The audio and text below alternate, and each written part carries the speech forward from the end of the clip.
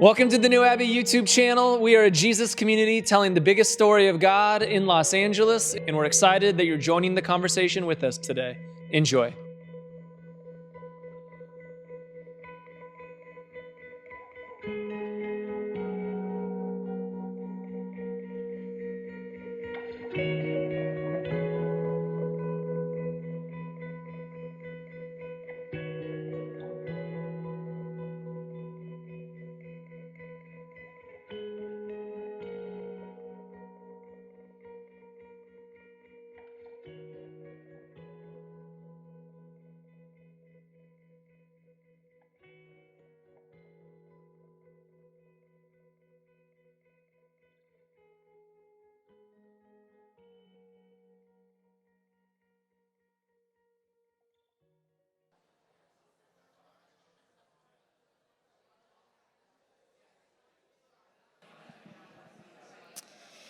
All right, we're going to come back together.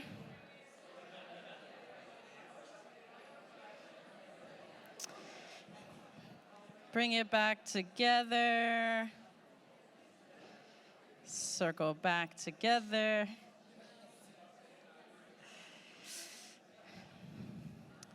Community can be tricky for some of us. For some of us, it's the most beautiful part of our life. For some of it, it has sort of painful elements. So that's what we're going to talk about this morning.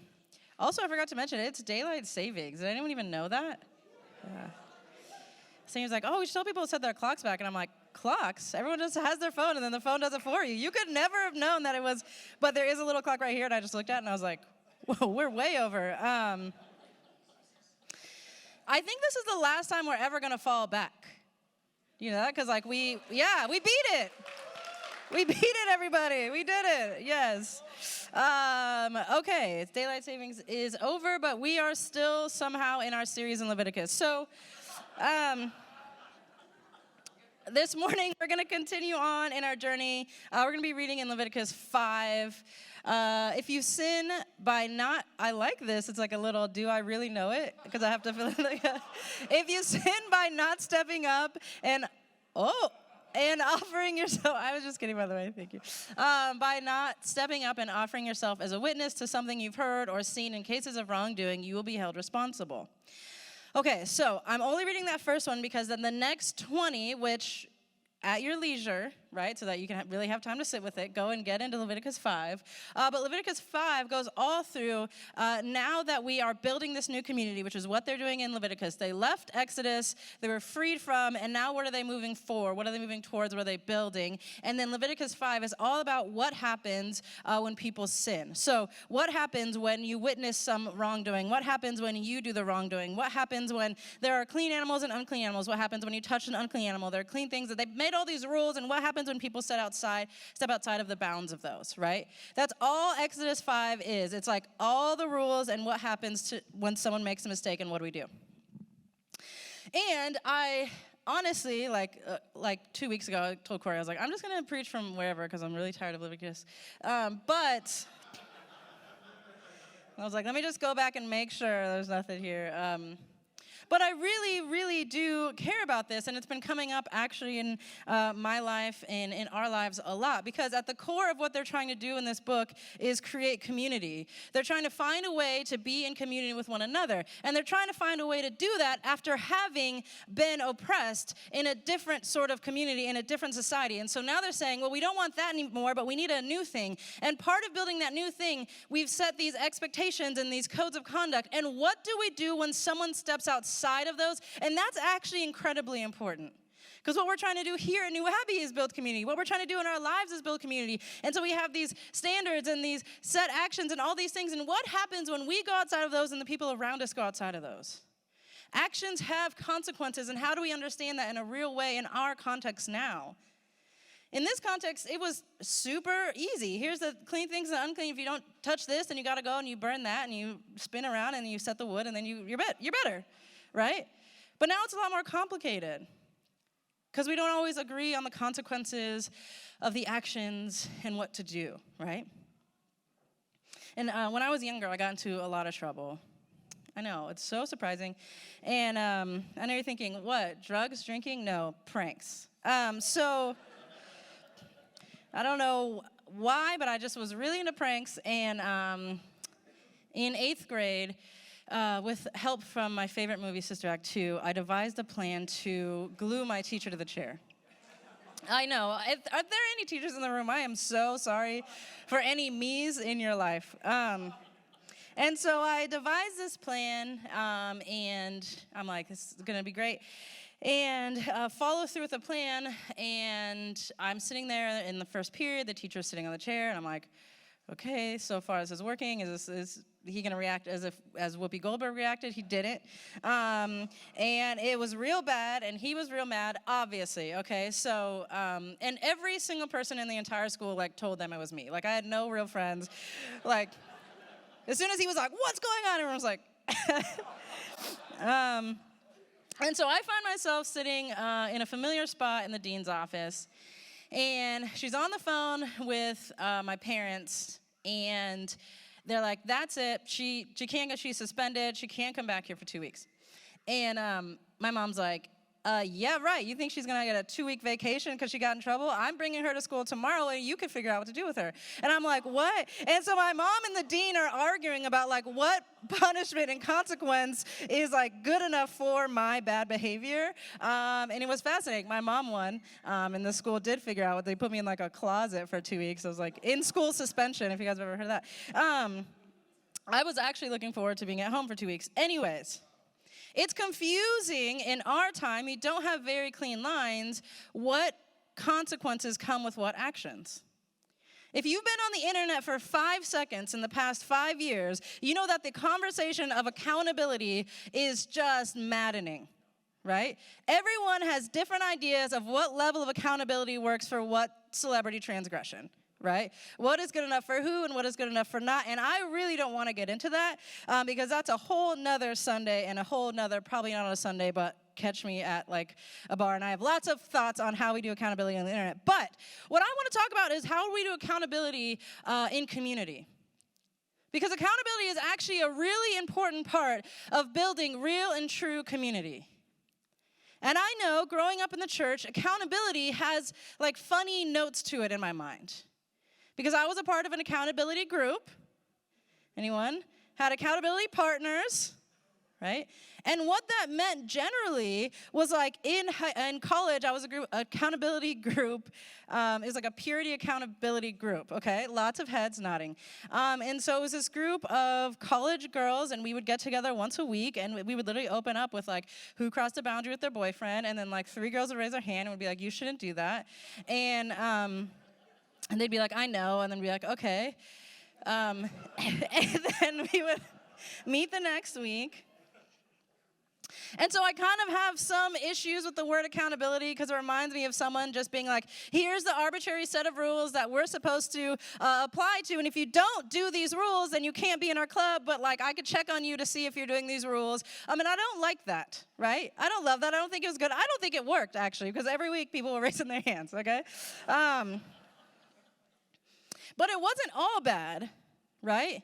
Because a part of it was saying, hey, here's who I want to be. There's a gap between who I want to be, where I want to be, and where I currently am. Are there people in my life who are willing to sit in that gap with me and reflect back to me who I want to be, where I say I want to go? And maybe it's not built off an arbitrary set of rules that a youth pastor gave you one time, and that's like how maybe it's based off the life that you've actually been living and the spots that you're seeing and the healing that you want and those things. And that's a good thing. That's an important thing. And when they go from Egypt to now this place of building this community in Leviticus, I talked about this the other week, they take some of the rituals from Egypt and they bring them with them now.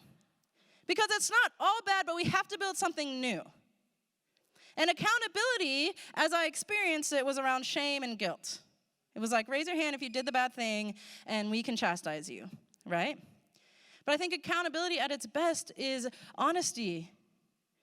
Accountability at its best is vulnerability. And accountability at its very, very best is a mirror. I've said this since the day I met her. I always say my wife is the mirror I needed to truly see myself. It's beautiful Being around her and how she reflects back to me who I am has been the single most transformative relationship in my life. It's been beautiful. I've learned so much about myself, and I love myself more, and it's been so beautiful and so good, and sometimes it's really, really, really hard. Because sometimes she'll reflect back to me something, and she'll say, I see you acting in this way, and it doesn't seem like the thing I know to be true about you. Or it feels like it's coming out of hurt. Or do you think that maybe when you said that you wanted this, but it feels too scary, and so that's why you're acting this way? And I'm like, that's not the mirror I want. I want the one that's only like, you're so cute, and oh my God, wow, okay. But if you want some of it, you have to get all of it. And my fear is in that leaving Egypt, or as we've left these churches and these accountability groups that were certainly toxic and had these elements, that we only want the good parts of community, but we have to get the uncomfortable parts too. And we get to do them differently. We can change the way we do them. They don't have to be about shame and guilt. But I think we need community that is going to be a mirror to each other to say, listen, I love you. But right now, I have heard you say many times that this is where you want to be, and what you're doing now is not going to get you there. And I just have to have that conversation. I want to have that conversation. I want to sit in that gap with you. I want you to sit in those gaps with me. I do not want community that every day just tells me I am doing amazing. There is nothing wrong with me. I mean, maybe some seasons. And it doesn't always have to be bad, but I want to be in that kind of community. But the hard part is that a lot of times, without knowing it, we only reflect what we have. Right? When we have hurt, sometimes we reflect hurt. When we're feeling insecure, sometimes we act out of that insecurity. Richard Rohr says it this way: if you don't transform your pain, you transmit your pain. So my fear is that one of the things holding us back from true community and true accountability is our reluctance to our own work, to transforming our own pain, because it's hard to be a mirror for someone when you have a distorted picture of yourself. And when I talk about accountability and community, I'm not talking about all the ways in which we export our emotional labor onto strangers on the internet and great. I'm talking about the real people in our real lives. I'm not talking about the toxic relationships. Boundaries are great. If you don't trust someone, great. Don't be accountable, whatever. The people in your life who you have said, these are my people. This is my community. These are people I love and I trust and I care about. You have to be so willing to do your own work that you can show up and be the mirror that they need if you're going to trust them to be the mirror that you need. That is accountability, and that is hard work, and that is the most beautiful thing I think we can offer each other. Because when we are so in touch with our own dignity, we will have no choice but to see the dignity in every other human. And by the way, that is what Jesus was all about. Jesus' message was, hey, these people who you don't think they're good enough to be in community with you, actually they are. The people who you don't think you're good enough to be in community with them, anyone who told you you're not good enough to be in community with God, hey, guess what? You are. But you have to come to that conclusion if you want to have anything to offer this table. And you have to let people offer that to you. And that takes work. Really, really hard, honestly, expensive work. If you go to my therapist. Like, dang, we haven't got there yet. In my day job, I do corporate DEI trainings. Ooh. But one of the things I always say, and especially in the past few years, people will get on in these trainings and in these sessions, and they'll start with like, we just want to get it right. Here at Enter the Company Name, we just want to get it right. And I'm like, well, then don't do this work. This work requires that you get it wrong. You have two options. You can either be about doing this work, or you can be about getting it all right. You can't do both. If you want to be in true community, there will be hurts and pains and hard conversations. There will be discomfort. And we hopefully know the difference between those things and abuse and toxicity. And I'm not saying that we just let people do all these things and keep them in community all the time. I'm not saying that. But I am saying that that tension and that hard work is where the good stuff is. The thing that we want to build leaving Egypt, it has some of those rituals with it. And I think that's a good thing. The thing that I want to build, the community that I want to build at New Abbey isn't just, okay, well now everything's off the table and everything, like do whatever, okay, right? No. There's not a list of arbitrary rules that we're going to hand out, and there's not these things, but there is someone saying you have to be about your own work, because whatever you find as you transform that pain, you will be able to hold up a mirror to someone else that needs to see themselves in that exact light. And you can sit in the gaps of people between where they are and where they hope to be, and you can let people sit in those gaps with you. That is not prescribed where you're going, where you're coming from. I don't care. But the true community of what I want to build and what they're building here and what I hope we get to do is community that says there's going to be accountability. I'm going to be so about my own work and my own dignity and my own reflection that when I sit in the gaps with you, I'm able to bring that. And when I don't, I hope that you have a mirror with gentleness and kindness, but truth that says, hey, you have said many times this thing, but I see you acting in this way. I'm like, oh, that was so loving and hurt so much. And that's the best of accountability. And that's the best of, we all understand there are consequences to every action. You certainly can do anything you want. All of us have free will. Right now, someone could throw up and just throw the chair against the door, sure. But we'll all look at you weird. There's consequences for actions. And so we get to decide through our own work, what kind of person do I want to be? What is stopping me from that? What kind of pain do I need to transform? And how can I keep moving around this thing and bring others on that journey with me and allow people that I trust to speak to my life? And I know that that's painful because I know there are some people in this room who probably haven't found that community, and I get that. I know it's hard. After I left the church I was at previously, I feel like it took so long to find like my people who I actually trusted and to let those things down. And so if that's where you find yourself, great, keep trucking. But we have to keep moving towards something. There is something to build that has responsibility and accountability, and we have to set up a way for us to keep moving on our journeys of transforming our own pain, of transforming the pain around us, because ultimately, if we want to be about the justice in the world that we so badly need, if we want to be about the transformation in the world that we so badly want to see publicly, if we want to be about these things, then we have to start with our own communities. That's how it starts. We have to start with transforming ourselves. If we can hold our own nuance, our own beauty, our own dignity, if we can hold our neighbors, if we can hold our partners, if we can hold our friends, then we can hold our communities, and we can hold our nations. And then we might see some of the things that William was singing about. But we can't skip those steps. Unfortunately, we can't put all of the chaos of our life aside and be like, I want to tell you something. That's not how it works. We get to bring transformation through our own transformation. And that looks like some hard, good accountability. So with that, you are going to get in the same groups and talk about this question. What role do you want accountability to have in your life? Enjoy.